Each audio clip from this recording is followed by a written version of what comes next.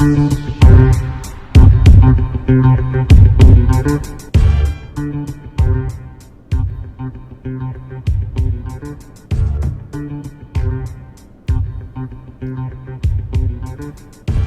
what? I frequently forget that we just want the music from that and not the Sunday with Charles logo. That's all right. I'll put a Wednesday in there. That's okay. But of course, you're closing in today, Charles, and we added this segment because this persistent delivery of Charles Ortel information, it's like the erosion of the Grand Canyon from drops of water, and I think that the Clintons' criminal organization is faring in a similar fashion to the rocks there in Arizona. Well, thanks for embarking on this journey back in the summer of last year. I think we've done pushing on 75 of these videos. Yeah. And a number of weeks ago, I think it really was our mutual idea or months ago, that we ought to do more than one a week because there's so much going on. Yeah. That we ought to do 2 a week. And indeed, the volume of information that's coming out, the growing realization that this really is not a small scandal. It isn't even Watergate. It's not even a political scandal. It is a gigantic story of fraud and corruption that stretches to many international capitals across most continents. Who knows how much money we're really going to be talking about in the end. It's taking the mainstream and even Fox time and others who are quite good time to grasp the enormity of this, because it involves Democrats and Republicans, and as we've said in the past, it involves so many people around the world. Yeah. So thanks for letting me do this, and hats off to the art department again for another tour de force. I mean, this poster has got to end up at least as a mug, if not as a T-shirt. What do you think? Well, absolutely. I haven't been as on the ball with the swag store. There have been minimal sales on there, but people can go to redbubble.com and search for Crowdsource the Truth and find all kinds of interesting items. I definitely will put a Coneheads mug in there. And Charles, we really started this closing in series when there was this palpable sense of a quickening that, there are a lot of people out there saying like, oh, when is Trump going to drain the swamp? But he's surrounded, as we see, the leaders in the DOJ, the judges, Rod Rosenstein, all these people around him are part of the swamp. So this getting in the swamp and draining it is a very complicated process, but I'm glad that we've started this. I'm glad that we're able to concentrate the effort, and you've told us about investigations beginning in the United Kingdom, investigations in France. Of course, during the course of doing this show, we've seen Nicolas Sarkozy getting arrested. I mean, that's crazy to me. That's a huge deal. Right.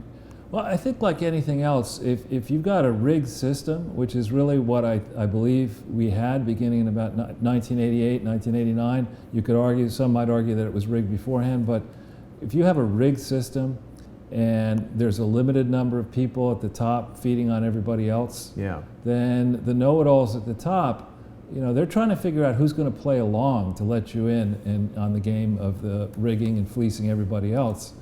And they've been getting away with it now for 30 years. Or more. And they kind of felt they were invulnerable. Yeah. So, and to date, really, you look around the world, has there been change? Yes.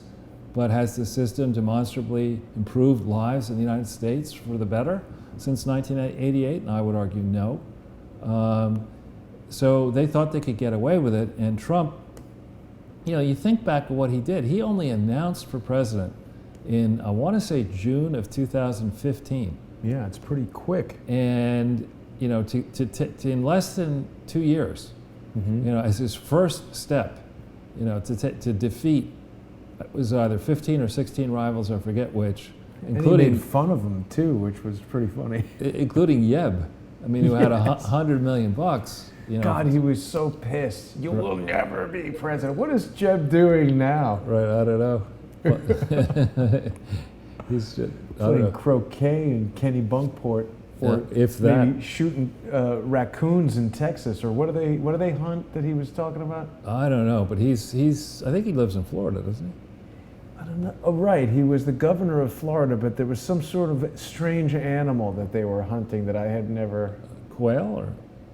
Skink hunting or something? I wouldn't know. I don't know what that's about, but they're. But so he goes, first he goes and he takes out all the Republicans, and then he bests, the woman who was destined to rule the world, who had Humpty Hump billions and a lock on the media and all the inside games. She'd rigged the primaries. She thought they'd rigged the election. I mean, so to go in there, he's, I'll try not to use really bad language, but I mean, he cheesed off a lot of people. And they nearly thought that they would make it so that he wouldn't be inaugurated. And then they nearly thought that after that, they'd get him very quickly impeached. Yeah. So with something as big as our federal government is, with so many external threats and so many domestic challenges, you would hope a guy like President Trump would take his time. And he had to sniff out who the good people were, who the bad. He manifestly made some mistakes. I mean, this guy Sessions, he's a short version of Gumby. What the hell? Well, Gumby was a lot more flexible. He could do all kinds of things, jump into any storybook. Right. But here you got Gumby, and then Gumby appoints Rosenstein. How did Rosenstein get to be the second most powerful person, and indeed the most powerful person when it comes to this Russia investigation? Because Gumby immediately recused himself. I think if all Donald Trump did was watch this program and follow your information, he would learn a lot. Like, I don't know why Rod Rosenstein remains employed. Donald Trump has got to know the things that you've pointed out as far as Rosenstein being the guy who covered, what was the key investigation that he was? It's maybe Ortel. Whitewater, wasn't he involved? It might be Ortel's second law, which is you put Rosenstein's name into Google. Right. And any conceivable recent fuck-up since 1992, he was behind it. He'll be there. That could be his second law. That's hilarious. But I can't help but, just as we have this sense of quickening with something actually happening in Washington, D.C., things like Donald Trump tweeting, "Why has nobody indicted Tony Podesta?" Right. That's a lot of heat to come on you when the President of the United States is singling you out as, why is this guy not in jail? And there's good reason for him to be. I really feel, Charles, that there is a quickening in the efforts of the people that want to take down Crowdsource the Truth. And I'm not trying to make this about me. It's not about me.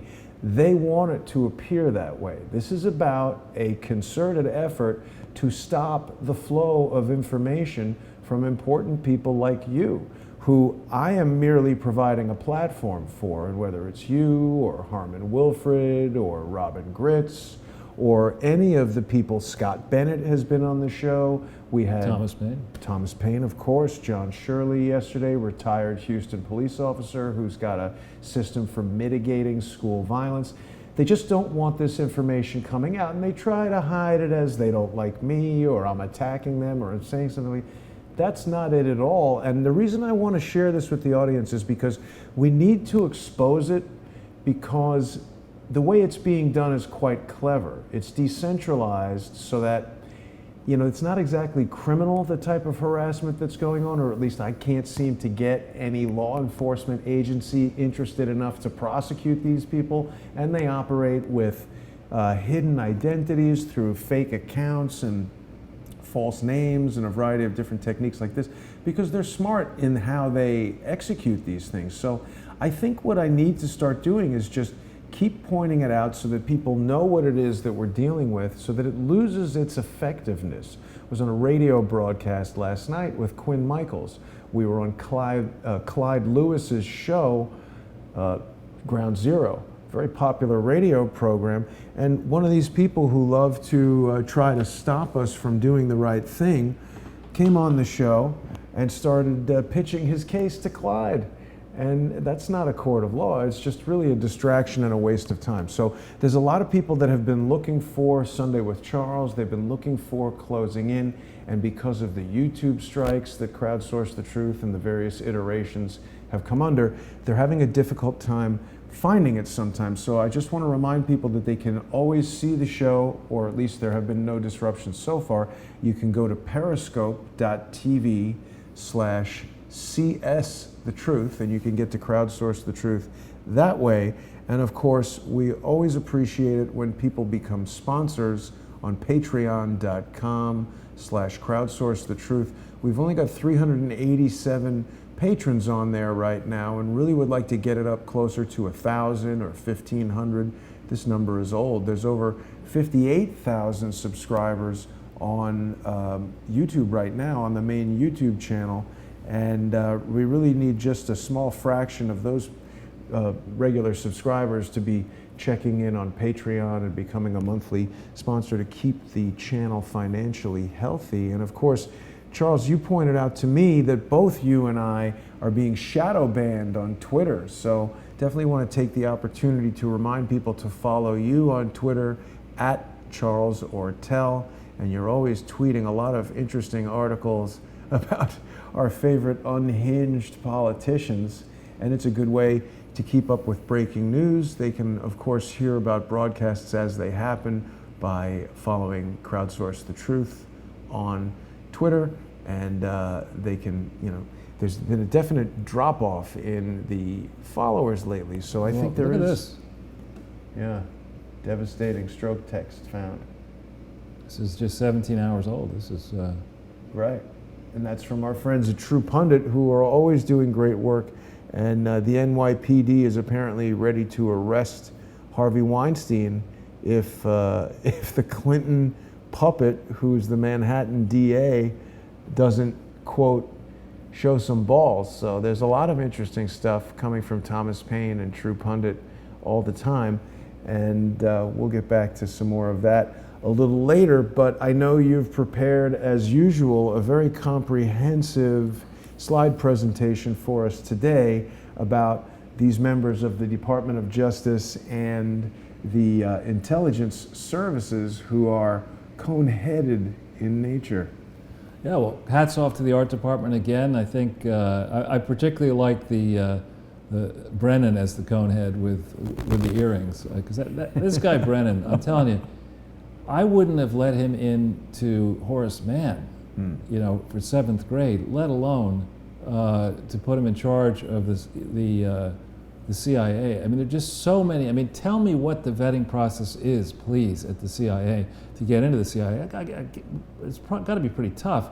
But to put this guy, who so obviously has no morals, no standards. I think that's the process. You need to meet that criteria. Well, so this is a presentation where we're expanding on the theme, how it seems to me, Cheryl Atkinson was on Hannity last night, and Sarah Carter was making some great points about how about the 15-16 election cycle and what was really going on, and Cheryl backed the truck up and said, "No, wait a minute.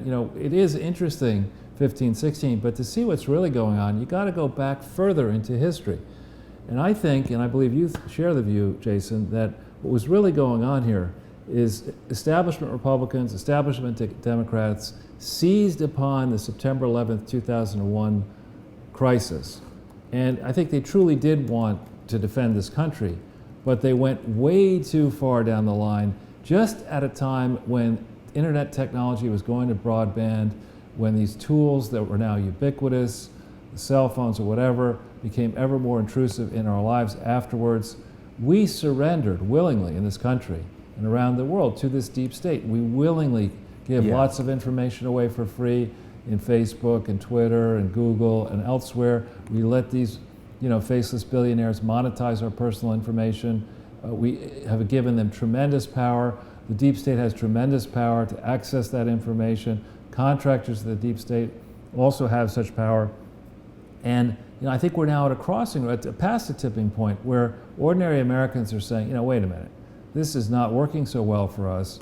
And these exalted coneheads, who run around the world saying, don't worry, we've got everything under control, we're not spying on you, they're being exposed for what they are, which is straight up criminals. Yeah. And they have the audacity, including, Clapper most recently, Brennan beforehand, McCabe, Comey and others, to threaten the President of the United States. And that's just bogus. I mean, we don't have four branches of government where the deep state sits on top of everything else. That's not what we have here. And there need to be some example set And I don't know if you were telling me or somebody was telling me that in Trump's book, was it you who were telling me about this? That it was a friend of ours was telling me that, reminding me that in Trump's book, The Art of the Deal, he talks about when somebody, behaves untoward towards you, you have to make an example of that person. You can't just let it ride. No, I agree. I agree with that, and we're just showing the clip of Cheryl Atkinson there. She knows very well firsthand what it's like to have the government and the deep state spy on you. Cheryl appeared on this show not too long ago talking all about her experience, that the book The Smear was based on, and she's got a lawsuit going against the federal government where, through very sophisticated means, they've revealed that she was spied on. She's told me about some of the weaknesses in Skype and some of the ways in which these malicious actors can get into your personal information and even plant evidence on the computer that they then later use. And we're seeing this here as well, how the legitimate legal system, or that's maybe a generous term to call it legitimate, but the legal system is being utilized by some of these people who understand it very well to legitimize their efforts by submitting these official motions and documents and all kinds of things. In Cheryl's case, they tried to present evidence from her computer, but then it becomes this whole thing of, well, how did it get there? If someone's hacking you, they can do that sort of thing. So it's a really unprecedented level of control and manipulation that they've got there. So we could probably go to the second page. And there is our standard disclaimer for the new viewers. We have a First Amendment right to express our opinions here, and we try to express them based on fact. We believe that in most cases, in virtually all cases, we're laying out for you not only our views, but links to the supporting arguments for our views. And we do encourage people, if they have differing views and constructive criticism, to get to us with those views. Jason and I were just talking actually before we started. A good approach, one that will get our attention, is one sentence explaining your main concern, and then if you want to send us 70 pages of supporting information after that, we will not read 70 pages of information to see the conclusion at the end. We're not going to do it. It's just not possible. Yeah. There's so many people sending so much information that even being able to get through it. The way I generally work is that if someone sends a short email that's of a topic of interest, that's coherently written, that seems like it's coming from someone who's got their head screwed on straight, then I want to learn more. I usually want to get on the phone with the person. And the reason for that is so many people are sending false information to bait me, and even you, I'm sure. We've seen that happen where people invite us to things or try to present a story or say, hey, you should go interview this person. There's somebody who likes to suggest interviews to me that seem to lead to problems. So it's good advice, Charles. Right. So what we've done, I don't know if we go back, well, this is the excellent playlist that Jason has put together. I guess we do have now 75 videos. Right. Look at that. And the views of the playlist are growing, Charles. That's good. That's just 8,000 views on the playlist. Each of the videos themselves have a substantial number of views. And along the lines of what I was saying earlier, how the videos and the channels are getting attacked, 9,000 views is respectable for a show from just a few days ago, but this is the type of video that certainly would have gotten 20 to 30,000 views, and we're just a couple weeks away from the original Crowdsource the Truth channel getting its full capabilities back of live streaming and all that. We've tried a number of different measures to mitigate this problem of malicious strikes against the channel, and it's very interesting to see how YouTube doles out its brand of justice.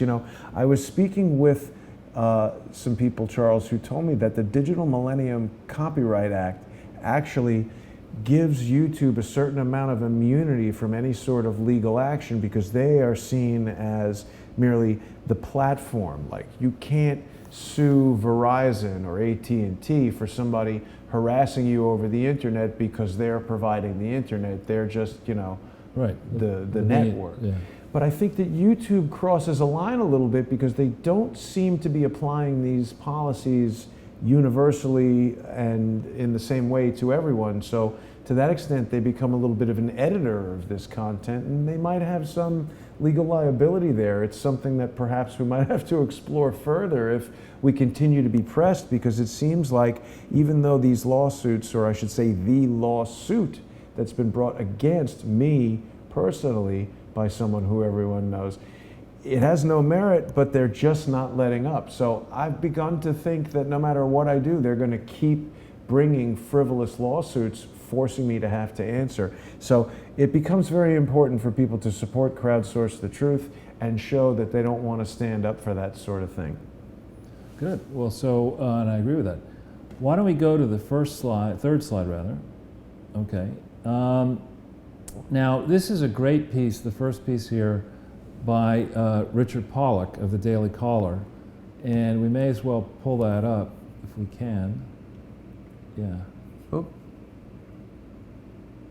And yeah, Richard has done an amazing article here where it turns out that Andrew Weissman, the pit bull of Andrew Mueller, Loretta Lynch, and the judge, this article claims that the judge who is presiding over the grand jury investigation into this whole Russia collusion thing is a friend, a longtime friend of Loretta Lynch, Andrew Weissman, and they're all friendly. They all, wait a minute, they all work together at the Eastern District of New York. And I thought, I've talked to lawyers since I saw this, I said, I thought there have to be, you know, you can't have even an appearance of a conflict of interest, let alone a conflict of interest. And think of the conflicts of interest here. You have Mueller, Dopey James Comey, Rosenstein the rat, all involved, failing to catch the Clinton Foundation fraud between 2001 and 2005. Then Mueller misses Laureate. Rosenstein misses Laureate in his capacity as U.S. Attorney for Baltimore. Rosenstein and Mueller miss Uranium One. They miss the fraudulent reorganization of the Clinton Foundation, that is to say Mueller. Rosenstein misses Clinton Bush, Haiti. And this is the team who immediately is put on this witch hunt against Donald Trump. I mean, I don't buy the argument that the president, because he may or may not be a subject of investigation, has to stand back and say, I have to tolerate a gross abuse of judicial and judicial branch operations here in this witch hunt. I have to tolerate all this stuff. No, you don't. You have a responsibility as President of the United States to stand up and protect the American people. And this precedent's being set here with, you know, a crook. I would argue Robert Mueller is a crook. I mean, he should never, with his conflicts, he should never have accepted the assignment. He shouldn't have been considered for the assignment. If he's so ramrod straight lily white, he should have said, I can't do this. I've got an appearance of a conflict of interest. Instead, he said, I'm all in. Let me put my team together of rabid anti-Trump Democrats and never Trumpers, and we're gonna go far and wide wherever we want. It's very clear that he has to be crooked. Well, when you lay it out like that, Charles, I think it really paints a picture of the way these things have operated for many, many years. I mean, these guys have got the whole system locked up. They know the judge, they know the attorney general, they know everybody in between, they get the right people appointed. I mean, this is how they play the game in DC. And I really do think that for the first time ever, shows like the one that we're doing, sources like True Pundit, even Daily Caller, LifeSet, all these different things are putting so much attention on this that people have got to start taking notice and paying attention. It can't go on any longer. Well, I hope what's going to happen, Jason, I remember during the fall of Eastern Europe, back then there was no internet, and it was just pamphlets. It was mimeograph pamphlets, which were called Samsudot or something like that, that were, people would run these off in these old-fashioned pre-Xerox machine things, and then they take blue ink and they pass them person to person. That's what we're doing here. That if the Crowdsource the Truth audience can share these videos, even if we're shadow banned, to share them by email, share them to friends. We're seeing a lot of that, actually. People are doing that, but this is a very important thing that we're seeing here, that they would go down this track, on something as important than this. And again, I'm not a lawyer, but thinking through the precedent that you would be trying to set here, taking down a sitting president, It's Donald J. crazy. Trump. Well, let's go into Mrs. Clinton land and say, you know, let's go into the universe where Donald Trump was indeed colluding with the Russians, which I don't think he was. The bizarro universe. Bizarro Clinton land. But in that land, you would want to see, you know, for posterity, you would want to see a process that was objective, so that Donald Trump and his followers couldn't say, if Mueller was successful in convicting him, and it, you know, it went up the chain or however it would go, that his people couldn't say, wait a minute, this was completely illegitimate, and you descend into civil war, right? You'd want to pick fair-minded people to go after this. And clearly the team on this is utterly conflicted, not fair-minded, and has damaged this either way. If co-conspirators. Well, if Mueller has to abandon this, Hillary and the resistance team are all going to be upset forever. They're going to be even more upset when they are, I won't use the correct phrase, but when they're witch-slapped in November of 2018, and then there's a landslide in 2020. It's almost as if this team wants the United States to descend into anarchy, which I think could be what they want. Yeah. So there's an important second story here, which is on Zero Hedge, and this is really something. You've already, I think, got it up there, yeah. There's a whole bunch of new emails that have been purposely withheld. And again, we are not third graders here, you know, where you could say, all right, listen, little Jason, you know, no, Christmas is coming or Hanukkah's coming and you're not going to get any presents this year. You're not going to get any presents. Oh, really? I'm not going to get any presents? No, Jason. And then you're very happy with this lump of coal or whatever you get, because at least you got a present. You got to unwrap it. I mean, you can't say that there are all these emails that are personal, you know, and you don't really need to see them, and, you know, hold them back from the American public for months and months and months. And now look at this, 7.3 thousand shares. This story came out yesterday at 9 p.m., right? There's a whole bunch of new emails that apparently do show that McCabe and Comey were involved, coordinating the Steele dossier with CNN. That's really unprecedented. Yeah. I mean, you know, it's one thing to say, oh, it's being covered up, but I mean, this is really serious. I don't know how. I'm still amazed to travel around. You know, I've been to Los Angeles recently, and we're in New York here, of course. There is a stunning number of people who still think that Trump colluded with Russia and that these emails are about yoga. Right. They think that. It's crazy. It's like massive mind control. And you know, we jokingly speak about Wiccan practices, and we've heard Larry Nichols talk about Hillary Clinton going to black magic ceremonies in Los Angeles, and of course in the WikiLeaks John Podesta emails we've heard about spirit cooking and Moloch, the superb owl. Quinn Michaels has been digging into all kinds of occult practices, but I do believe that some of these ancient methods are being applied with modern technology, like through television. It's almost as if some sort of spell has been cast on these people, and it may be a simple psychological technique that back in the day was considered a spell, but so many people believe this nonsense. Well, what I'm trying to say is that with this coming out now, you know, it's like, what's that famous phrase? Who are you going to believe, me or your lying eyes? Right. I mean, you know, you're sitting there, and you know, your wife is doing the dirty deed with, you know, the handyman next door right in front of you after she said that, you know, she wasn't seeing anybody, and why are you so suspicious? Comes a time where you look at these mugs and you say, these people they don't know how to do anything else other than lie. And especially McCabe, especially McCabe. I mean, he was put in, Cheryl Atkinson's starting to put this timeline together, but I don't think she's going far enough yet. He was installed to shut this investigation of Clinton down in early February 2016. Look at that mug. Right. Look at all these these details that are coming out. Yeah. Look at the closeness of Lisa Page to McCabe. Look at the Stroke Page text, and look at all these obvious signs of wrongdoing, and then look at this idiot. I mean, really. We haven't heard too much from Andrew McCabe after he was, you know, fired, and there was that occurrence of him starting a GoFundMe, and it almost immediately accumulating over $500,000. Now, I got to tell you, Charles, I find that incredibly suspicious because I've known people who've had leukemia, have had little kids having things, surgery for a baby, and you're not getting anywhere near 500,000. Now, of course, McCabe's got national news coverage, but I mean, he's not Taylor Swift. I don't think everybody knows who he is.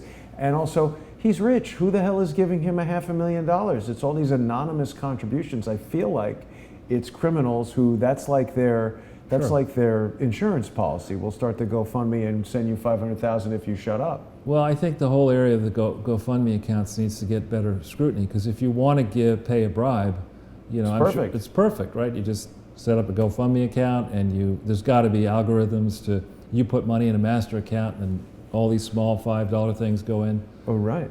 Yeah, somebody could easily do that. We know people who are masters of mastering fake accounts. There's got to be an easy way to do that. Right. So if we go back in, because I'm mindful of our... Yeah, sorry, I've been yapping a lot. It's okay.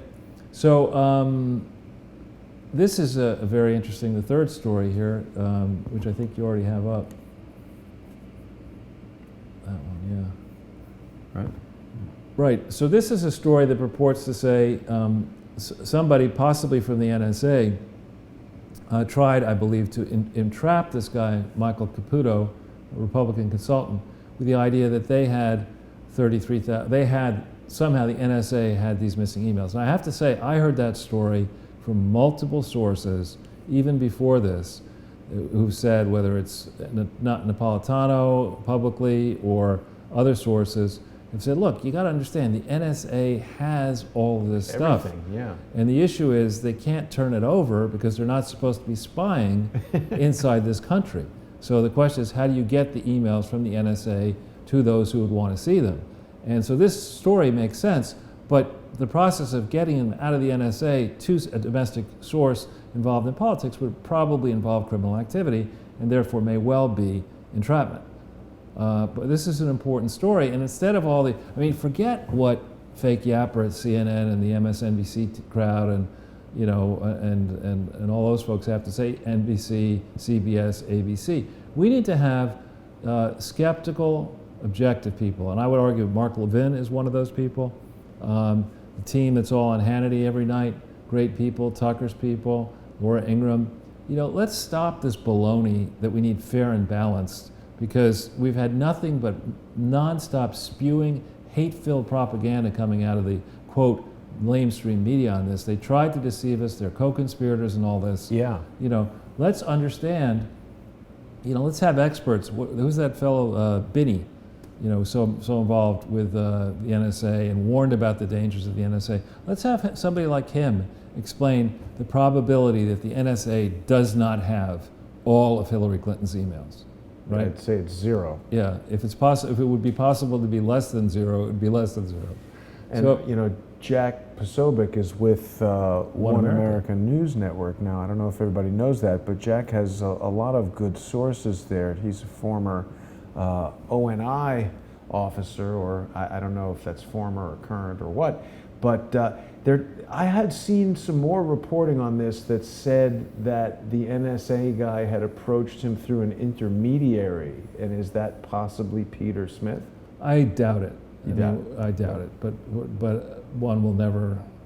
We'll never know. Sadly. Now we'll never know. Yeah. So now this piece, the Hill piece that you also, I think you have all of them. Yep. This is a great story. It went up, I think, early this morning, 11:15 this morning. 8 reasons pointing to a counterintelligence operation against the Trump campaign. And I really do think that's exactly what happened. I mean, you go back into Hillary's long history, Bill's long history, they were the ones who pioneered the, quote, war room. They thought it was really funny to have their slithering snakes like Blumenthal and other people go off and find all the dirt against anybody. And you can imagine the scene after Hillary exits with all the property she could steal out of the State Department. She's sitting there saying, okay, we got this in the bag. It'd be nice if we could hold the elections now. Maybe we can get, some way to make that happen, but we'll have to wait till 2015-16. Let's figure out how to just rig the whole thing, right? And so, as a guess, this whole plan. It really couldn't begin in earnest until the Republicans announced who was going to actually compete. But once they had the gun sights, they could say, well, this guy's never going to make, Lindsey Graham, we don't need to waste any time on that. And I like Mike Huckabee, but he's never going to win, so let's not worry about him. Who do we have to worry about? And somebody said, well, and Bill probably said, you better watch this Trump guy. But didn't they not take him seriously for most of the time? In the beginning, I think they actually hoped that Trump would be the candidate. We will find out in time, but in the beginning, I think they probably hoped that he would be the nominee because they felt that they would have more dirt in his bachelor days and his 40-year-old days, and before that, in his various divorces and scandals. But this is an excellent story, worth reading at your leisure. We won't try to go through it now, but it's a good piece by Cheryl Atkinson, laying the groundwork and beginning to provide the context, the important context, about how it is likely that a deep state operation was put in place to get Trump from the very beginning. Right. Cheryl does amazing work. She really does. Got to dig into that. So then, also, this is a nice piece in the American Spectator, and it's good for many reasons, but it does highlight the excellent work of Michael Smith. We, of course, had Michael Smith on this program and are very grateful for his friendship and his hard work. But the fellow who wrote this piece is a former prosecutor, federal prosecutor, and he is for Australia or the U.S.? From the U.S. And I contacted him this afternoon when I saw this story, and he came right back to me, and I said, listen, there's a lot more to your piece that we need to talk about, and we will talk, I hope, about all this. This is focusing on the fact that Downer provided that money from Australia in 2006 to the Clinton Foundation, and it doesn't in this story get into the kind of details that we have and that Michael's provided, that at the time that the Australian government provided this money, the Clinton Foundation HIV/AIDS initiative in the US didn't exist, let alone in Papua New Guinea and the various places where the Australian money was due to go. It wasn't validly organized anywhere. So there's a big story here. It may take time to pierce through the bureaucracy and the inside game in Australia, who are all wedded to Team Clinton now. But this is a good story by, if you go to the very bottom, the author's name is given. George Perry? George Perry, yeah. Lengthy story, and it says a former federal and state prosecutor who's practicing law in Philadelphia. So I contacted him, I'll be in touch with him, and hopefully there'll be some good follow-up. Yeah. He didn't know, I don't think, and I contacted him, I explained in my email that the money that was sent by Australia, if it was used to buy drugs, it most likely bought adulterated Ranbaxy HIV/AIDS medicines. And he also didn't know about the connection to Rod Rosenstein, who took way too long to bring Ranbaxy almost to justice, but not really. So I think we'll get more out of this, more reporting out of this former federal and state prosecutor, and this was a good story that appeared just yesterday. Yeah. Now, so he's talking about the Papadopoulos affair. That's, of course, you've spoken about how Alexander Downer, who was the Prime Minister of Foreign Minister, sorry, of Australia, met with this Papadopoulos guy who's like a young nobody, and it seems weird that they would even be meeting.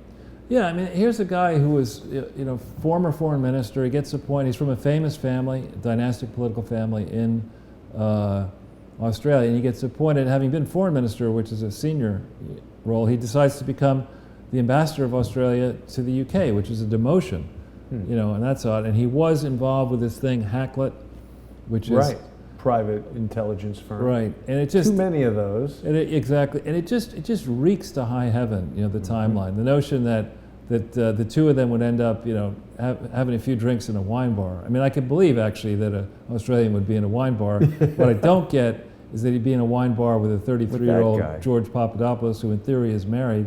What were they doing in this wine bar? I mean, and it doesn't make any sense. What is Papadopoulos' role? He was just a low-level guy in the Trump? He had been named along with Carter Page. People were pressing Donald Trump, okay, you're a businessman, what foreign policy credentials do you have? And I think in April timeframe, he had been he was forced to name who were some of the people he was consulting with on foreign policy, and Carter Page and Papadopoulos were two on a long list of names. And so the deep state plot was probably to, get these two guys and others implicated in sloppiness or worse, maybe tying them to Russia, to delegitimize them before the election and after the election, maybe to use them as foils for the fake argument that they were colluding with Russia. That's my guess. Yeah, it seems to be the way a lot of this stuff goes. They just put some fake person in there with some fake information and try to use that to trip somebody up. Yeah. So this is a great piece here, and it raises a great question. If the Russian issue was so pervasive, why under Obama's tenure didn't anybody get a lot more serious? I mean, why before Mueller, is called upon to indict somebody for the DNC hack, why didn't Obama care a lot more? I hate to use that word, Obamacare, but why didn't he care more about the threats potentially posed by Russia and other state actors to the election? I mean, if it was such a serious thing, why didn't he care more about it? And if Mueller is supposed to investigate Russian collusion, how come he hasn't gone to the FBI and said, look, there was supposedly this leak or hack involving DNC files. Why back when that happened, we've got Dopey James Comey, we've got Strzok. We know why Strzok wouldn't have done anything. He was too busy texting Lisa Page. But, why didn't McCabe or some other agents demand to know what really happened with this DNC hack, which occurred, I think, in the spring timeframe of 2016? Well, and of course, the FBI hasn't even examined the supposedly hacked servers. It went to Dmitry Alperovich's CrowdStrike, which is essentially another one of these private intelligence firms. This one's focused on digital forensic examinations. Now, I brought up this article because this was just brought to my attention that Facebook has partnered with the Atlantic Council to fight election propaganda. Now, of course, the Atlantic Council counts as one of its members Dmitry Alperovich, who is the chief technology officer of CrowdStrike. So now you're giving everybody's Facebook personal information essentially to CrowdStrike, and the same guys who didn't find hacking or whatever, who were the only guys to investigate this server, are now going to be fighting election propaganda. It sounds to me like they're figuring out a better way to rig the next election. I'd say, I'm not making investment recommendations here, but it just would, I would be studying Facebook as a short. Anyway, so go back into the slides. There is this article by Mark Penn, which has gotten a lot of attention, rightfully so. Look at this, 42,000 Facebook shares. Here's a Democrat, a die-hard Democrat and Clinton supporter, probably until Hillary Clinton stiffed him on the 2008 bills. Should we just start calling them Atlantic Council shares? 42,000? But Mark Penn writes this excellent piece saying, wait a minute, this having an out-of-control special prosecutor who reports to no one. We don't really know the basis upon which he's been appointed to do anything, is so far outside constitutional bounds. It sets such a bad track record that this needs to be stopped. It really feels like, the Clintons or whoever it's like this special counsel thing. When did what was the first special counsel ever? Was it Watergate? I honestly don't know. It might have been. It'd be worth finding out, because maybe Archibald Cox, I don't know, but it's almost like the Clintons put him in there, and it's like we've got the president, and now we've got this made-up position of somebody to constantly hassle the president. Right. Well, there has to be oversight. There's a system of checks and balances, 3 co-equal branches of government. This man has nobody sitting on top of him, and manifestly he's made so many mistakes already. And it seems clear to me that collusion isn't a crime. He was appointed illegally, as Levin points out. You're supposed to, under the statute, appoint somebody, special counselor, I think it is, not prosecutor in this case, right, to look into a crime, Right. decide not into a person, but into a crime. And so everything about this reeks. But this article by Mark Penn is a great piece. It deserves wide focus. And it's good to see Democrats standing up and saying this. This is the first, Dershowitz is another one, but this is the first political Democrat who, decided to do this. And we won't mention, Jason, where we were on Sunday because we're not supposed to, but it's possible I might have said at that gathering that an encouraging sign will be when a Democrat stands up and makes an issue of it. And I didn't know about this at the time, Right. But that's what actually did happen. And Charles, tomorrow in Washington, D.C., there's going to be an important hearing. Larry Klayman spoke about this in our last interview. And of course, Larry is vying for a new role as special counsel to investigate Mueller. And I would love to see that happen. So just briefly, I want to remind people that they can sign Larry's petition at freedomwatchusa.org. And we really need someone with some legal gravitas to get in there and do something and hopefully put an end to all of this craziness. Good. So, and here we have Frank Bruni is saying the same thing in the New York Times. And I met Frank Bruni a couple times. He is Couple New York Times. yeah. I mean, this is not a conservative Republican or a Republican, and he reaches the conclusion that he's scared of Mueller because Mueller's mistakes are only going to embolden Trump in the end. But I mean, across the political spectrum, people across the political spectrum should be afraid of the precedents that are being set here. It is hard to tell him from the Robert De Niro version of him that keeps appearing on Saturday Night Live. It looks very De Niro right there. It does. But it's a horrible precedent. In his case, it's pronounced De Niro. Right. But so, I mean, Bruni is writing for the New York Times, I presume. He's pretty an opinion left. columnist, yeah. Yeah. He's a good writer. Mm-hmm. Yeah, so Trump is indeed gloating more and more. I think he should gloat. This morning he tweeted this out, look how things turned around in the criminal deep state. I mean, you're talking here about the President of the United States standing up to CIA, NSA, the 17 agencies, the FBI. I think this is refreshing, and I just hope he has excellent security. Yeah, because we know exactly what happened the last time a president tried to stand up to the deep state, don't we? Except I think that was then and this is now, and here we have, when something happens in this country, we know about it instantaneously. Right. And I think Donald Trump is pretty careful and wants to continue and serve out his term, maybe get reelected. I don't think he would have gone down this track without thinking through a lot of the issues very carefully. Yeah. And so let's continue to send positive energy his way. He's doing the right thing. And certainly no convertible limos. Yeah, no trips to Texas. To Dallas, right? Exactly. Yeah. And this is interesting because this is a story about how in the last week on the generic congressional poll ballot, where the very beginning of I think 17 or maybe I think it was 17 or 18, the Democrats were ahead on a generic ballot. It's where would you pick a Democrat over any Republican? Democrats were up like 17 points. Wow. In the last week, it's gone from they were up 3, and now Republicans are up 6, something like that. A switch of 9 points in a week. I think people are realizing you can only keep saying the same thing for a year and presenting no evidence before people start to wonder where are you getting this from? It's like back in 2008, in April 2008, when I was working on the GE project, and there were all these arguments coming back from GE saying actually it's not as bad as you think.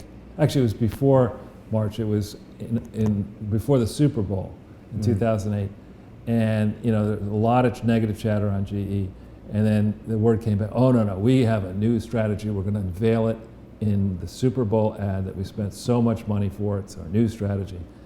And so I'm watching the Super Bowl, and there's the GE ad. And I see, I guess, which is the one, the Scarecrow who didn't have a brain or the Tin Man? Yeah, the Scarecrow didn't have a brain. Tin Man wanted a heart. Right, okay, so it's the Scarecrow, and there are all these electric lines, and it's a scarecrow trying to navigate these electric lines, and then the scarecrow starts singing, "If I only had a brain." That's their new strategy. That was their new strategy. I think that ad ran about once. And it was Echo Imagination. That we're gonna like GE's Echo Imagine. Let us be your brain. What? And I mean, I thought that these big companies had a rule against like doing drugs in the boardroom, but there's no way you could be sitting around the table as the CEO, senior people of General Electric, and say that was a smart move. And it wasn't a smart move. Similarly, what we're hearing now, and they actually were laughed out loud the other night when I was watching this. I want to say it was on Fox. It's probably logical that I'd be watching Fox, but it might have been last night or 2 nights ago that the new Democrat slogan that they're toying with now is to drain the swamp. What? Yeah, exactly. That's what we're going to run. That Donald Trump is actually the swamp, and that in 2018, the Democrats are toying or test marketing the idea that their unifying banner is vote Democrat so you can drain the swamp. Wow. And I mean, they must have gotten the same team that did Echo Imagination. I mean, yeah, maybe they should try that and kind of test that against build a wall or hashtag lock her up. I don't know. Right, Maybe exactly. some of these slogans might resonate with people. That's called a foot fault in tennis. It's right. It's ridiculous. It is ridiculous. But apparently the Obama administration was too slow to probe Russia meddling. Yeah. Were they? Amazing. So if we go, we got to. Those people don't look Russian, Charles. They don't. They absolutely don't. Except the guy in the red. So actually, if we could just go to the slide itself first, the next page. Yeah, there's a series of, major league questions. And we've let's not pull up all these slides. Sure. I want to make sure we make your time deadline. We've talked about this a little. If the Russian meddling was so extensive, why didn't the Obama administration start talking about it way before the primaries even? And there was a moment of time when I don't think we have the clip, where Barack Obama was quoted as saying, when it appeared as if Hillary was going to win and that Trump might lose, Barack got up there and he gave some speech. It's preposterous to think that any foreign state actor could intervene in this election. That was like October time frame of 2016 right. from memory. Because then it seemed like Hillary was going to win, and he didn't want to give the argument to Trump that there was collusion. And then, Trump won. Oh, collusion, obviously, right? And it's quite a lengthy thing because he says, elections are basically administered on a state-by-state and local basis. He said, what does that even mean, the concept the election is rigged? He's like, what does that even mean? Ask Hillary. Yeah, exactly. Well, speaking of Hillary, isn't she getting a little dry? Oh, yes. I'm glad you reminded me, Charles. I actually, specifically for, people may not realize that we always have Mrs. Clinton sitting right there. I know she prefers Chardonnay, but I have this lovely bottle of Pinot Grigio to wet her whistle. Right. We'll put a little barrier between her and Donald to make it tougher anyway for Donald to. That's right. So he can't stalk her or whatever she claims he was doing. So Trump made this big comment in the morning, and then Comey comes back right away. Now Comey must believe that he's immune, and maybe he did get some kind of a pardon. Our country is led by those who will lie about anything, says the liar. That's crazy. And look at this. I mean, we're beginning to understand how these shares work. How many shares does he have? 89. All 89. This is a sign that people are looking at this guy and saying, dude, you got to shut your damn pie hole. You're not helping anybody here, right? He's a wreck. He is a wreck. I forget where I was, if it was here or Los Angeles or New Zealand, where there's a pie restaurant called the Pie Hole. Which would need, in his case, to be shut. Yeah, exactly. Shut that restaurant. Yeah, I don't know. It just seems to me James Comey is, I think what it comes down to, Charles, is that these individuals who are so involved have become so desperate that they're just not going to give up, and the only thing that they can do is lie until the bitter end. I mean, yeah, it's so if we crazy. move it along, you know, here we have this great article in the Federalist. And what I'm having a hard time understanding is, first of all, you look at this person and the way he talks, and you know, it's just, he exudes falseness. Yeah. You know, he has, as somebody once said about somebody sort of similar looking, he exudes all the serenity of a rat that has been doused in kerosene and is now being held over a fire. I mean, when he starts talking, when you put pressure on James Clapper, you know, to answer a question, he can't do it. And here he's trying to say he didn't lie in that Ron Wyden thing. He was answering a question about one topic, but thinking about another. That's not a lie. You're under oath, dude. I mean, you're in front of Congress. You're the head of the NSA, the most powerful operation, spying operation ever conceived of, and you can't tell the truth. I mean, you're disqualifying. Right. And now apparently this guy's got a book coming out as well. We've got another slide on that. Yeah, that's crazy. He's got the book. Is that just the next one? I think so. Yeah. Let that I mean, how in. could this guy, I gotta say, on a serious note, I don't think that CIA directors and people who are in charge of our nation's secrets, FBI, CIA, for that matter, the President of the United States, should not be allowed himself to write a book and monetize it and get, in the case of Bill Clinton, 15 million, the Obamas, whatever it is, 30, 65 million. I mean, that's baloney. You should say, look, you're the President of the United States. I would argue that, frankly, this information came out recently that the median income for a wage earner is like $45,000. Give the President of the United States, be nice, give the President of the United States a $2 million a year pension for the rest of his life with the balance going to his wife. I mean, just some number like that. 50 times the median income, some enormous number, right?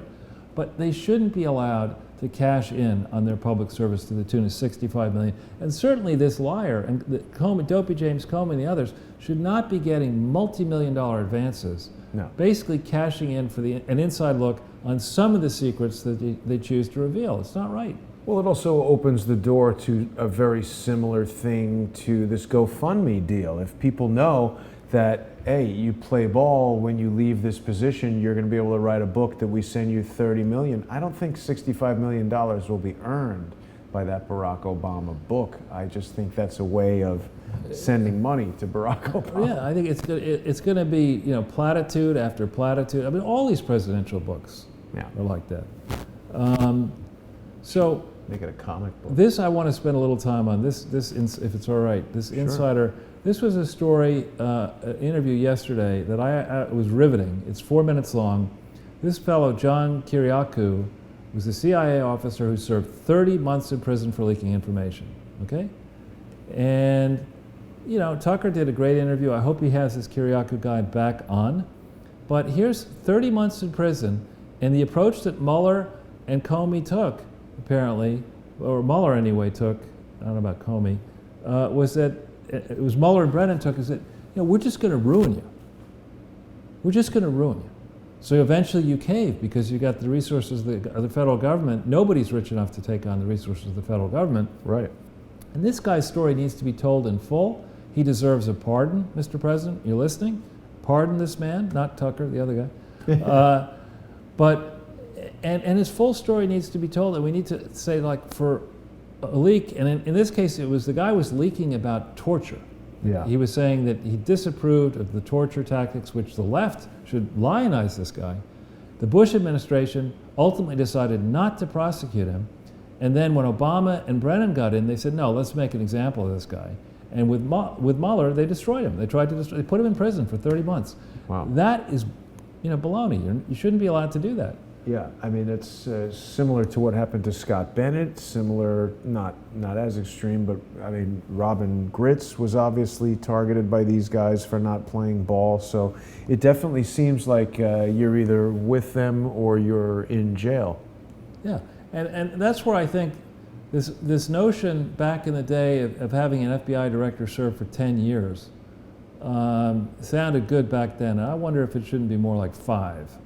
You know, not 10. Well, why doesn't he just get reappointed every time there's a new president? Yeah, it should straddle that because you want to have, there's a time, there are investigations, I guess that's why they did 10. But 10 is too long. I mean, I think, make it 5 or something, and make it subject to, this whole system of checks and balances, given the weapons that people have now, the new information technology weapons, right.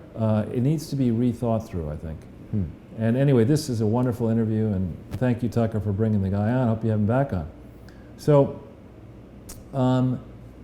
Mark Stein, and there is only one Stein, and it is Mark, is just phenomenally gifted writer, journalist, whatever you want to say, showman, film critic even. I think he does that as well. But he's making the point that we really don't understand the whole story yet on how the deep state decided to let Hillary Clinton off the hook, because I think they had Hillary under their control. They have so much dirt, the deep state, on the Clintons. They probably figured, well, we can manage her. We can't manage Trump. Yeah. Because he's, as we see, he's not easily managed. This is a story that gets into that, starts to talk about the timeline. And I think the timeline here, people yet haven't interspersed the foundation timeline into this the way they need to, both the federal filings and the state filings. But when you do all that, what you see here is you see the deep state most likely understanding, Clapper and others, that Hillary and the Clintons were so dirty that they would be forced to play ball. They would be, the deep state could hold the marionette and pull the strings of the president. Right. And they really wanted Hillary in there for that reason. They've been grooming her, arguably, right, for many decades, which is why these people get so upset when these sort of things happen, because it's plans they've, right, seeds they've laid long ago. I'm just looking at the fact that this operation against Trump, and Cheryl Atkinson brought this up as well, that was one of the hallmarks of a counterintelligence operation, was that it had a code name. This comes from the Rolling Stones song, Jumpin' Jack Flash. Quinn Michaels has been connecting the Rolling Stones to the Process Church and the 9-3 Society. We've heard about a secret society in the FBI and all of these weird influence operations. Just a connection, but an interesting one. Yeah. So if we keep whipping along here, we don't have to pull this up, but the story that I wrote back in March 16th, 2015, that's a classic. We should look at it. But it is interesting in hindsight, when you do what I've been doing now for a while and you write a lot, you forget what you've written. Of course, as you get older, you forget everything. But and it's useful, though, to go back and look and see what you wrote. And this was written March 16th, 2015, 3 months before Trump announced. Wow. A month before Hillary announced. You look at 83,000 Facebook shares, it's 17,000 comments. Whoa. Oh, that's comments. Where are the Facebook shares? Down the bottom? At the top. It says here, Facebook, 83,000. Pretty good, Charles. Yeah, well, it got a lot of them at the time. They seem to go in spurts. I don't know why that is, but anyway, the thrust of the story stands. Every objection that I raise in here has not been answered yet. It's crazy. And so what does it take to get the IRS to get up off its ass? Well, what's up with the new guy? Is he in there? He hasn't been appointed What the hell is going on? Well, I think the deep state and everybody are saying, we don't want that to happen, right? We can't let this person come. There's an acting IRS head. There's an acting person, last I checked, in charge of the tax-exempt operation. And I think Donald Trump should do, a temper tantrum, frankly. He should just say, listen, Mitch, you run the Senate. Okay, forget about your summer vacation. Just forget about it. Okay, confirm these people. We're not going for 2 years. On this. We're just not doing it. We all understand the bad reasons why there wouldn't be a new IRS head. And not only the question is, as I've been saying for a while now, the question is not, why isn't the IRS doing this at this point? The question is, how many people have been involved inside the IRS obstructing a real investigation into the Clinton Foundation and all of its myriad entities? The IRS has records. You can see that from going online and seeing it's called some kind of manual, where they lay out exactly how you're supposed to conduct these investigations. There are records. There's not going to be a fire that destroys these records. They're not going to get bleach bit. There is a way of going back over the ground and saying, how many people are involved in obstructing this investigation? Let's find out what's really happened. Okay, and Corinne Brown's in prison 5 years for, relative to the Clintons, a minuscule offense, $800,000. Steve Stockman has not been sentenced, but he has been convicted for 18 felonies of about 1.2 million. Oh. So on this one, there needs to be some serious justice. I think I've figured out why it's taking so long. Perhaps if they were just investigating who at the IRS is not involved, that might take a day. Right, exactly. Yeah. So I wrote this piece about in Life Set about this gala that's going to happen, right, in theory, on Thursday, and we'll see if it happens. Well, we haven't been able to find any information. This is really weird because, when I went to New Zealand, I remember someone who I was in contact with there, who remains unnamed, sent me this sort of special invitation to this VIP cocktail party that I hadn't heard about before. I knew that Hillary was going to be at the Spark Arena, but that's like a concert venue. This was a special thing, separate ticket, all that. I bought it, went there. Everybody saw on the live stream. I was walking around. Several other obviously intelligent people expected Hillary was going to be there, and she wasn't. So now this thing, like you and I were looking at the website last night. How do you buy tickets? Where is it? How do you get in? It's so bizarre. And it'd be one thing to say, this kind of stuff is normal, but under New York law, when you solicit in our state, and now we have an acting attorney general who is on notice that she is not going to be getting away with the status quo here. If you're going to solicit, and they are soliciting, there's one table. To be a patron, you've got to spend $100,000. So they're soliciting way more than $25,000 for special events. Their paperwork is not in order in this state. You can see it on the site. This article links into how to do all that. And so I don't understand why New York Democrats think it's a good idea to let these carpetbaggers from Arkansas come into the state, destroy the charity sector by creating this horrible example. And honestly, in New York State, there are a lot of charities. There are many big charities. The Carnegie Foundation is in New York State and many others. A lot of good work is done by the charity sector. Some of it's left-leaning, most of it's left-leaning. That doesn't matter. It's good work reaching out to help people. And here the Clintons are, lawyers both at one point, before they surrendered their law licenses, coming into our state and making a travesty of the charity laws. And people are just saying, oh, that's okay. No, Chelsea's tweeting pro MS-13. Is she really? She just said that immigrants from Guatemala are building Donald Trump's buildings. It's not that everyone from Guatemala is from MS-13, but obviously gang violence and illegal immigrants that are involved in crime is something of concern. I mean, it's not something that can be summed up in a tweet. I just noticed that in there. Right. But yeah, the Clintons, I mean, this hopefully New York State becomes serious about charity fraud, because what you're saying is someone's soliciting more than $25,000 for a charitable organization that conducts an activity in New York, whether it be over the internet, television, whatever. If they receive any money at all from people in New York. It does not receive. The test does not receive. It's just if you solicit. Right? You have to register in this state to solicit. I wonder if Stephen Biss is listening to this broadcast right now. I wonder. But the point is you have to do that, and I provide in this article the links to the laws. Oh, that'll be good. So, I mean, you can, their laws. Forward this to Mr. Biss. It's in the article. Just read the article. That's great. And you go down. It's, keep going down a little bit more. Operator law. Let's see. I think it says, there you go.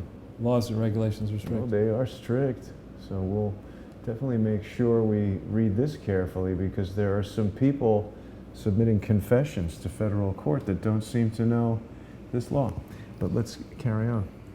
All right. So let's see. Yeah, this is a good one.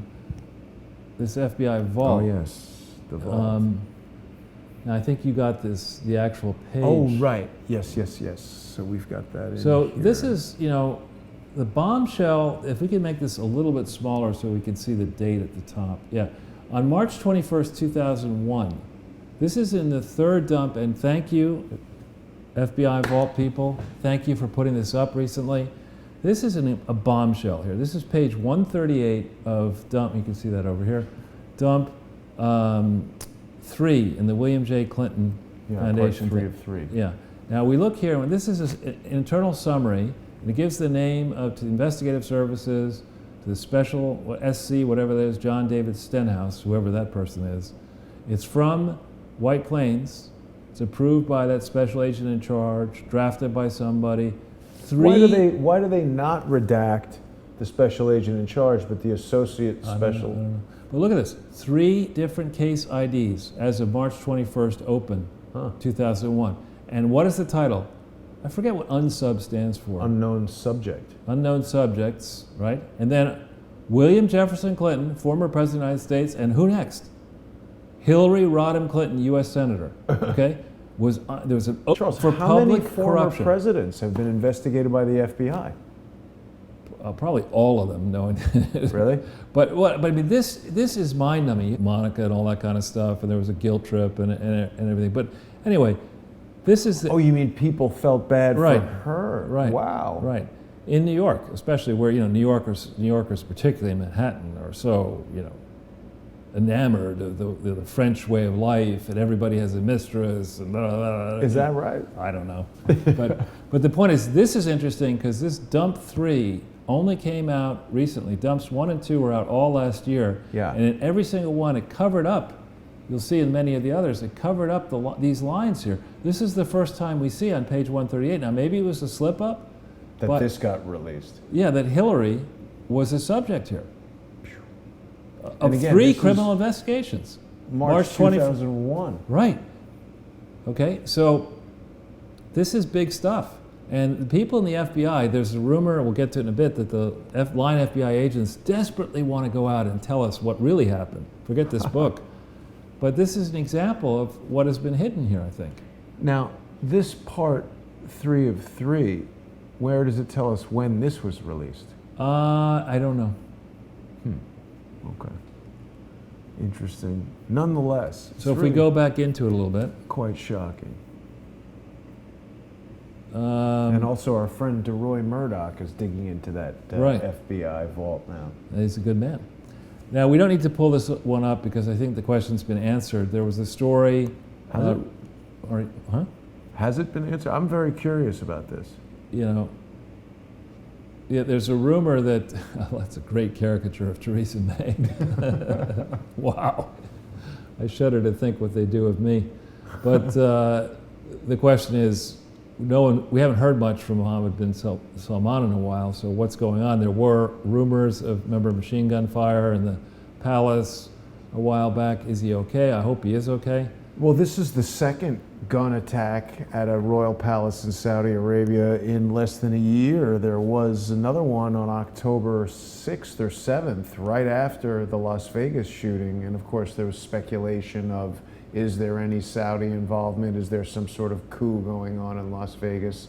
There was a security guard seen walking in a very bizarre video that the security guard looked so much like Mohammed bin Salman that there was some speculation that maybe he was a doppelganger going into position or something. I don't know, but controversial guy that a lot of people in Saudi Arabia seem to want dead.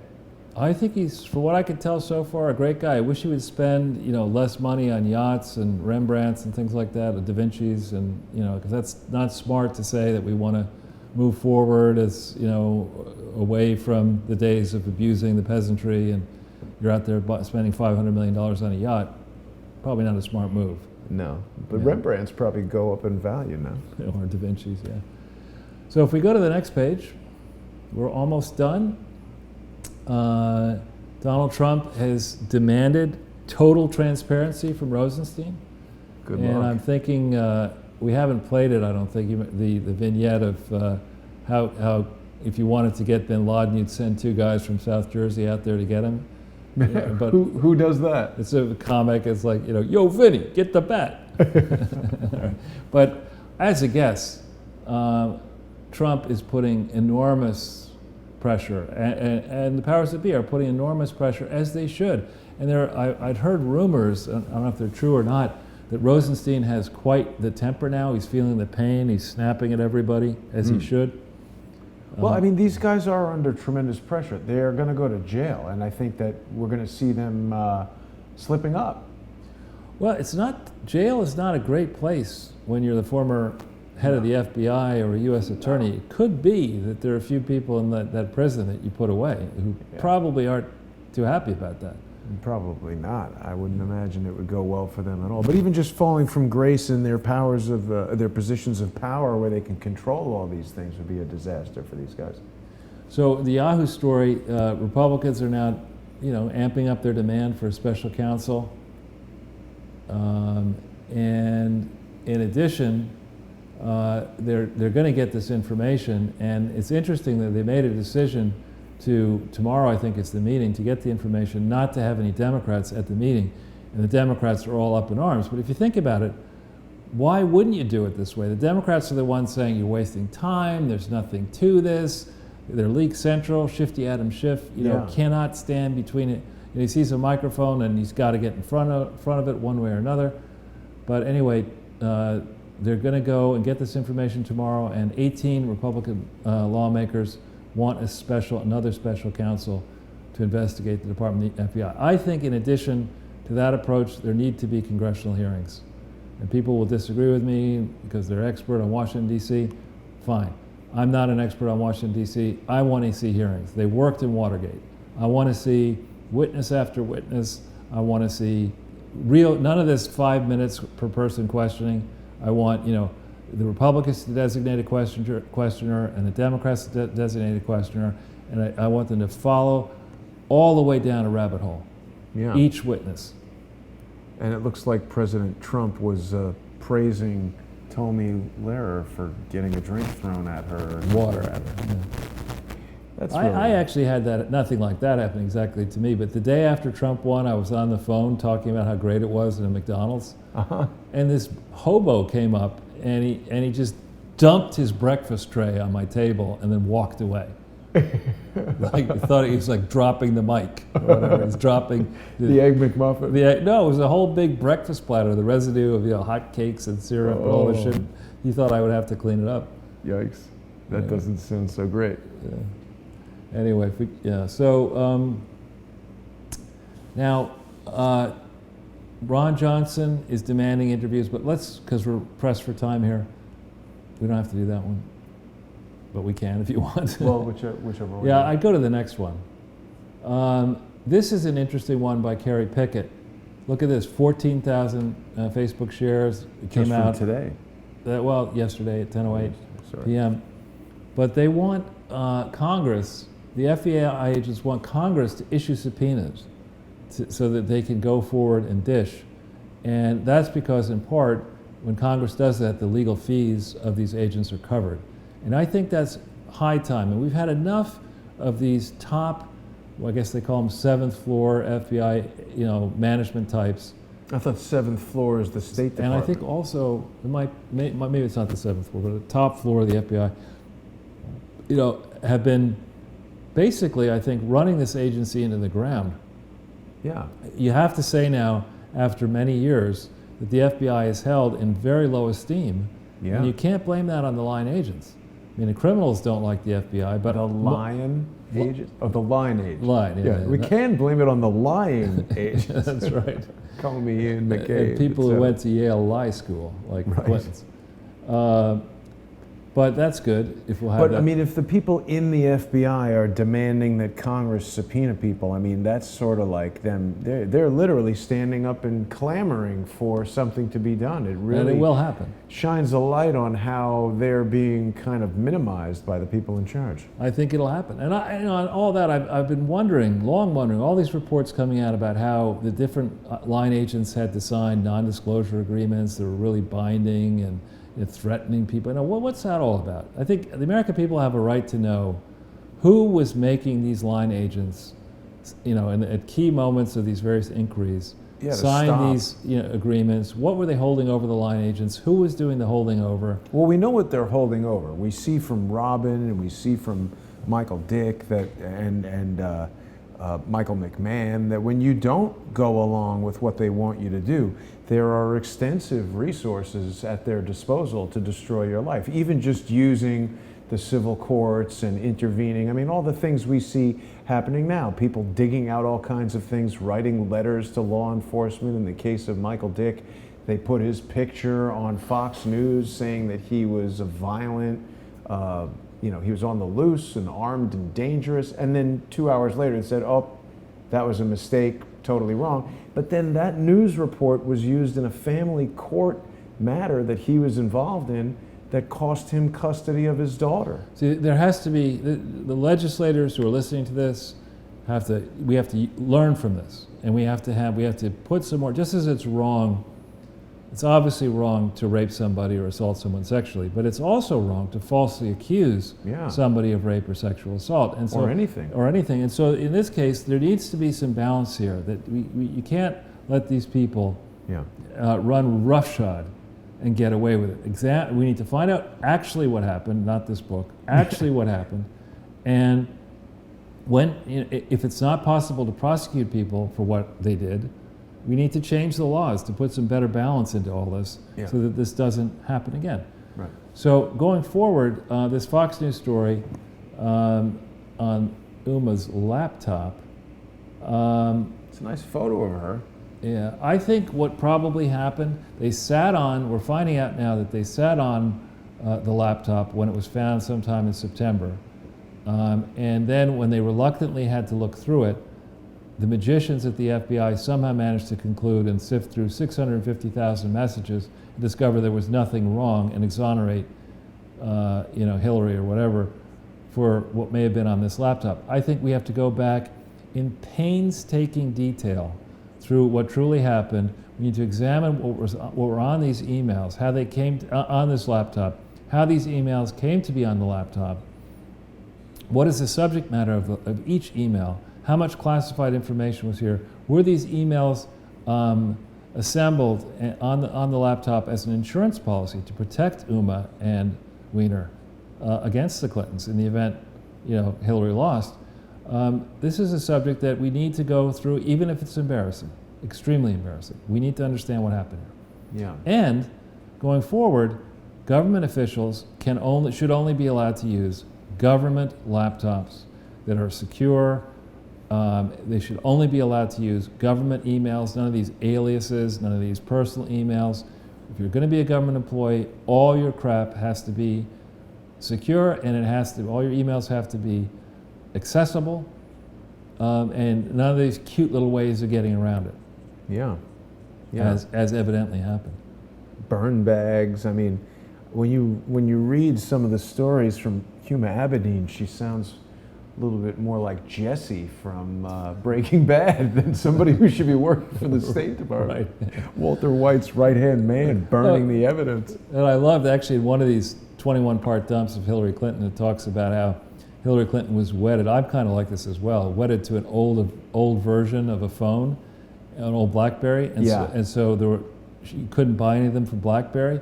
So in this dump, got them from eBay. Yeah, they're buying used, BlackBerries to give the Secretary of State. What could go? Think there are any bugs planted in some of those? Well, what I was going to say, Charles, is that there's obviously we know that hackers rely on exploits and their weaknesses in any system that they can go into. And the only reason that I can think of for wanting to keep an older version of something is that the new version may eliminate a key exploit. Like, what is it about the old? I like the trackball better. It's like you said, she's the Secretary of State. A personal preference like that cannot supersede. Right. There's a reason beyond just wanting to sell you another phone that these new versions come out. And certainly keeping the software up to date is the best hope, or the only hope, that someone has of staying ahead of these exploits, because as they're discovered, new software versions get issued that eliminate them. So that's potentially a very important aspect that needs to be looked at more. Why exactly did Hillary want to keep an old version to the extent that you would even go out and buy a used one? That's a very strong desire to have that old version. So we'll move now into the domain of stuff that's not all as directly related to the Clinton Foundation and the fraud, but I found this amusing, that Donald Trump now calls her crooked, so that's what I'm going to call her from now on. Save crooked some time, or I guess. C. Now here you look. Oh, that's what the C stood for on her emails? Crooked. But it only has 329 Facebook shares, but 4,000 comments. Look at this. 329 Atlantic Council shares. Right. Wow. 4,000. I wonder what some of those comments say. That becomes, again, difficult to believe, because if 4,600 people are commenting, I would think... You know, it's believable. When you share something because you think it's interesting, you comment on it because you hate it. You think so? Yeah. You say, hey, Jason, take a look at this, and so I send it to you. But I seldom comment, actually. But you don't think that 10% of the people who were interested enough to comment, liking it or hating it? No, this means that everybody hated it. Right. Which makes sense, right? Look at that face. Yeah. Well, but let's think about... Are you sure that's not Boris Yeltsin? In a wig? Dug up and stuffed in a suit? But here you got, Hillary Clinton, who's vanguard of women, right, endorsing Andrew Cuomo, who is, I would argue, the most ethically challenged Cuomo since his father. Wow.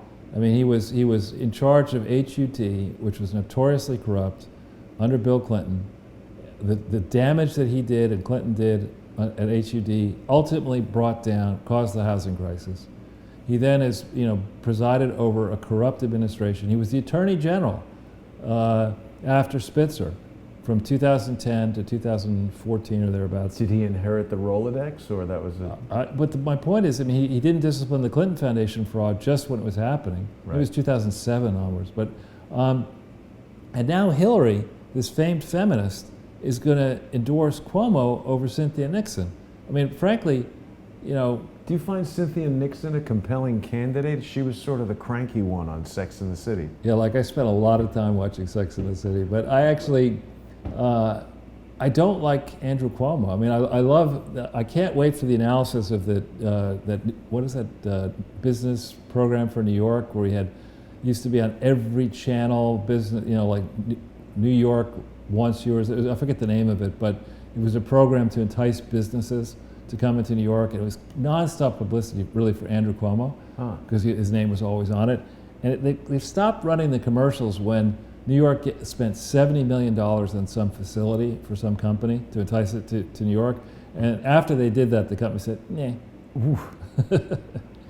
Can you see the comments on this? I don't know. Probably so. I'm just still fascinated by how many horrible photographs of Hillary Clinton they've accumulated. Let's just see. The comments, the 4,000. I don't know where they are. Yeah, Maybe right I here. have to log in or something. No. Oh, they're loading. There we go. Let's see. Please take the stairs.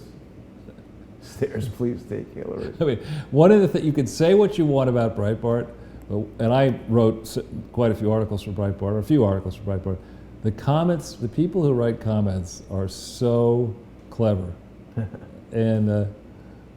Well, there's certainly going to be no love of Hillary on a Breitbart comment section. Anyway. Yeah. So here's something that people outside the finance business may not understand as well as they need to. And I'll try, I could talk about this for a long time, and we don't have a lot of time. Bonds. But in the United States, we have, according to Obama, 57 states, but we actually only have 50 states. Why does Obama think there's 57? He was quoted several times. I've been to all 57 states. Really? Yeah, when he was running, yeah. Oh my God. But in America, if you set up a bank here, a big enough bank, you can get checking deposits, all over the place. It's pretty easy. It's a big country. A lot of people, the average person has a checking account. Average person has a balance that they don't use, and that's a source of investment capital for these big banks. If you have millions of customers and each of the customers fractional reserve banking. Well, no, yes, that, but if you have $500 in your account, on average, let's say a small amount that you're not using every month, 500 times 10 million is a lot of free money. You're not paying interest. The bank isn't paying you interest, but the bank could take that money and invest it, with subject to constraints. In a place like Italy or Switzerland or Belgium, these countries, they have huge banks, but they don't have the internal populations to have that free reserves. So there aren't those deposits available inside these countries to finance these gigantic businesses. So what do they have to do? They have to get deposits, they're called broker deposits, across national boundaries, and they typically have to pay, back in the day they had to pay higher yields. Now, in some countries it's negative, but they nonetheless have the bother of trying to find capital across national boundaries. And even though there's an EU, there's a structural problem here, which makes these European banks very, very vulnerable now, particularly as the US, I think, does the right thing and raises interest rates here to try to stave off what we're seeing signs of inflation, price inflation. To stave that off, we have to raise interest rates. When we do that, it makes these rickety European banks even more vulnerable. And what the Europeans haven't thought through here, but what Trump has in these negotiations over Iran and over all these different issues, we're in a far stronger economic position. Our military is much more experienced and stronger. And this European experiment is a fairy tale. It's not EU. The EU is a fairy tale. There's no unified taxing system. There's no unified military. There's no unified will. There's only 5 big countries. All the other ones are small. Just kind of hanging on. It's just it's not a serious concept, right? It's not. We tried this in the United States when we first got together under the Articles of Confederation before there was a Constitution, and it didn't work because you have to have, as a real country, you've got to have one treasury, one taxing system, one strong government, checks and balances, ideally a common purpose, and Europe doesn't have that. So this, though, is something to watch, and watch carefully. I didn't put up another one, which is Deutsche Bank is firing 10% of its American staff. Wow. Just announced that today. That's another, obviously, German bank in trouble. So I think for those watching carefully and thinking about markets, we care a lot about in this show about charity fraud and Clinton Foundation and politics, but there's going to be another story reemerging. It's been 10 years since the financial crisis. Last one really bit. I would argue there's been a lot of paper change, hope and change, but not real reform, meaningful reform of addressing the underlying problems in this country. And this is a canary in the coal mine here, this issue. So So panic in the air about Italian bond carnage. Of course, Ted Malloch has a very low opinion of the EU. Well, so do I. Yes. I mean, I called for Germany to leave the EU, which people thought I was crazy in Wouldn't 2011. that make it just collapse? Yeah, that's why I called for it. So I also think it's sensible. So then we're going to close by whooping up on GE. Oh yeah. Which is something I like to do. And this is actually very scary. Scary? Yeah, because here you have this new guy replacing Immelt. He's had a bit of time now. There's a big investment fund that owns a fair amount of stock in this, serious people. And the CEO is going to give his view of the future, and he gets up and he says, let's just say John Flannery, so it's a typo on their part. Oh. But he says expects the market for heavy-duty gas-powered turbines to remain weak through 2020. That's their biggest business. So the stock went down 7% today. Was he sure that was what he wanted to say? I mean, he probably is still using that if I only had a brain team. But if you look at the stock price here, that's not even, I don't think you could ski down a slope that steep. I think you'd fall off the mountain. What time frame are we looking at there? If you go to the top of the page, a little bit further up, it might show you. No, I guess not. If you click on it, it might, click on the graph, it might, at the bottom then? Yeah, very bottom. It's so blurry. I This can't is, even I can't really see it. I can't see it myself. Well, it's going down. It's See going, that. yeah. That's the opposite of the direction you'd like to see that graph going if that's your stock. So to the people out there, thank you for staying with us through all these videos. If we go back to the slide, Jason, there has been a lot of progress. I am given to understand investigations that began in earnest last year as U.S. attorneys appointed by Trump and confirmed by the Senate began to get seated and look at the files. Inside this country, I believe there are U.S. attorney investigations. We know that there's an IRS investigation. If they decide that there's nothing to do here, we will know that the IRS is still very crooked. That will not be the end of the game. And there are other investigations in the U.S. at federal level and at state level, I believe. There are certainly international investigations, and this can only go on for so long. At some point here, it's going to have to crack. They're going to have to come forward and unseal indictments. They're going to have to win convictions. People are going to cave. A lot of people have been talking, is my understanding, for a long time here. You would not want to be the last insider to start talking at this stage, particularly you rich people like the Saban family, like this fellow who's originally from Sudan who made the fortune in African wireless stuff, who's multi-billionaire and affiliated with the Clinton Foundation with exposure. You just don't want to be the last person to say, yeah, I'll trust the Clintons. You know, I won't get hurt here, because you're going to get hurt. And there is a chance for leniency, I think, for a modicum of leniency by cooperation. So I would encourage the people who have exposure, and you know who you are, you donors to this Clinton Foundation, you bet wrong. Don't double down and bet even more wrong. Come forward, cooperate, join the party, the correct party, learn from this experience.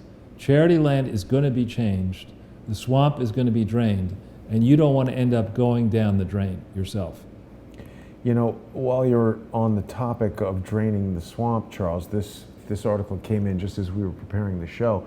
It's about, from the National Review, how the Clinton email investigation is intertwined with the Russia probe. And I mean, you know, this is just always the way. They really needed something to distract from the real crime, so they made up this nonsense about Russia.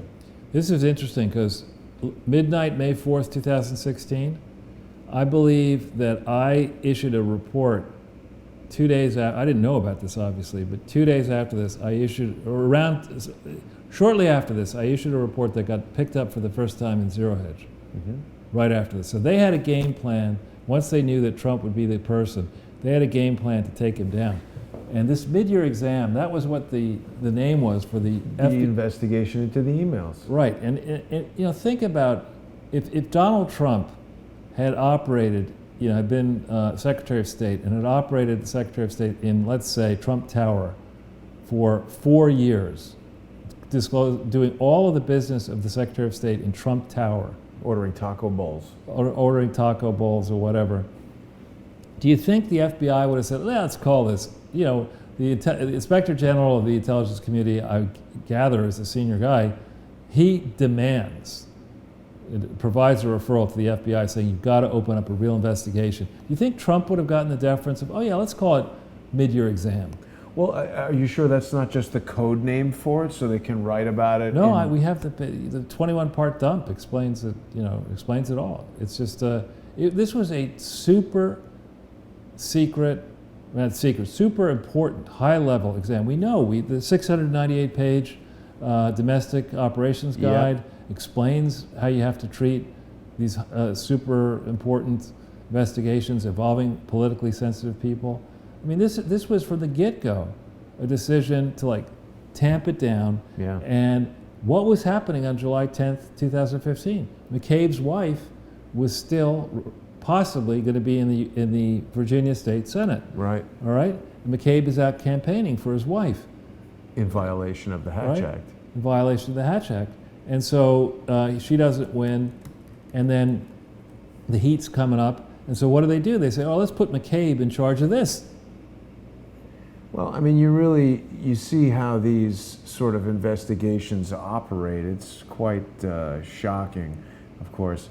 Andrew McCabe was busy using his FBI email and going out and campaigning for his wife, which Robin Gritz has told us many times, violation of the Hatch Act. It's not no big deal. The FBI is supposed to be not politicized, and obviously this guy doesn't care about the rules at all. I think you're also probably not supposed to shtup the lawyer and spend all your time texting her when you're supposed to be investigating the Clintons.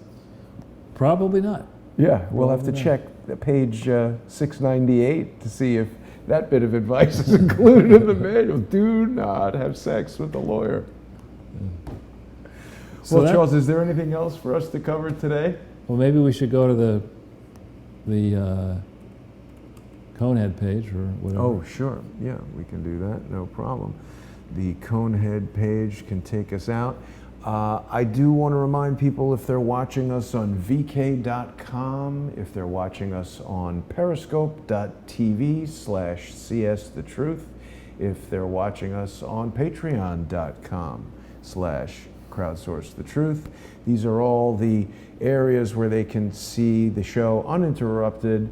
We are still on YouTube, of course. People have been having difficulty finding us, Charles, because Crowdsource the Truth 2, which I had started after the initial channel, got some malicious strikes from anonymous people who were motivated by I don't know what.